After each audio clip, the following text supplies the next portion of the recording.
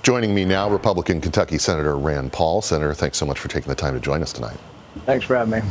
You know, it's always a pleasure to talk to you about media idiocy, which is something that I know you care deeply about, but it's particularly toxic in this moment when we see so many medical officials coming out and saying things that just don't seem to be justified by the science. Why do we see this as a continued problem?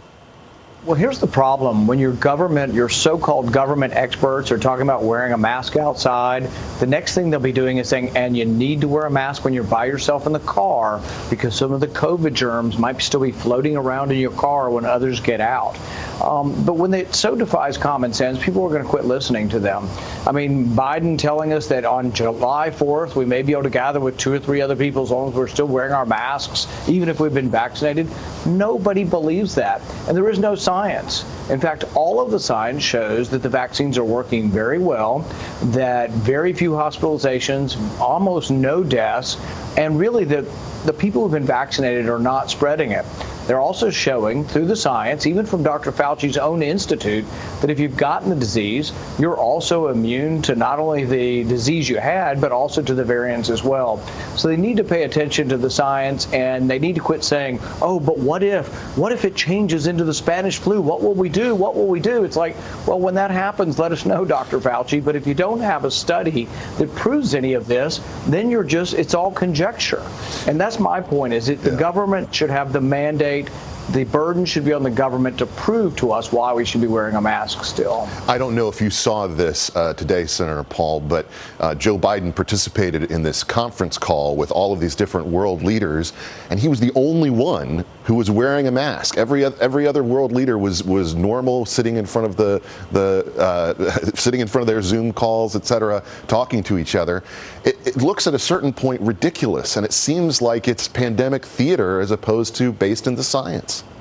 Well, because it is theater, he forgot that this theater was so ridiculous that people would call him out on it. Because here's the thing is, if I want to go visit the White House, the Republicans and Democrats who go visit, even though they've all been vaccinated or had the disease, they're being tested with a deep sinus test, and they're being told they have to wear the N95 mask to go in the White House, even though they've all been vaccinated. So there is no science behind any of this. It's fear-mongering, but it also has a deleterious effect in that it's discouraging people from getting the vaccine because they're saying, well, if the vaccine doesn't mean anything, it doesn't seem to have any protective benefit, you get no benefit, you can't quit wearing the mask.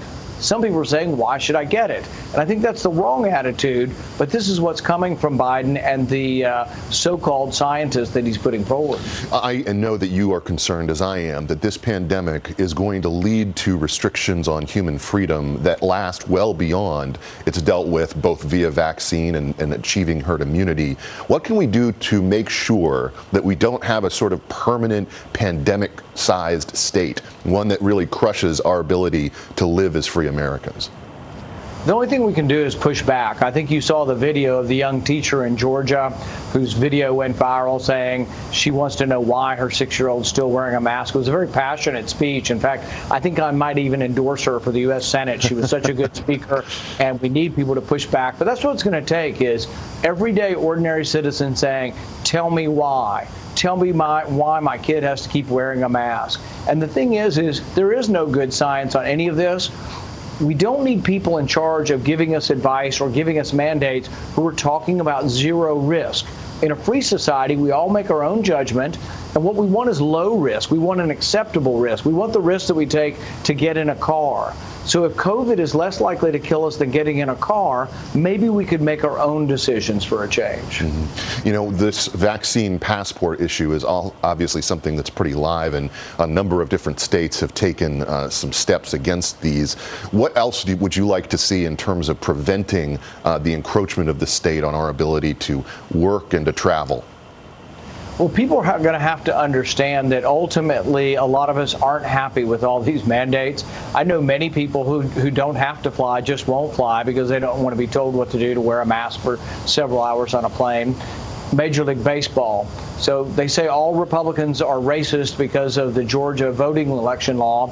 Then they charge $150, and then they say, well, when you come to the game, you still have to wear a mask outside. There's no science saying anybody is getting this disease outside or that it's widely transmitting. The only real instances that they've been able to show were in enclosed spaces, a choir practice where you're with, 20 people for an hour, where they did show significant spread in enclosed spaces. But nobody's shown that kind of study outside. So there's no proof. It's just Dr. Fauci saying, what if you might get it? Really, he needs to prove to us. He needs to show us the studies as to why we have to be there with a mask on outside. Senator Paul, thank you so much for joining us tonight. Thank you.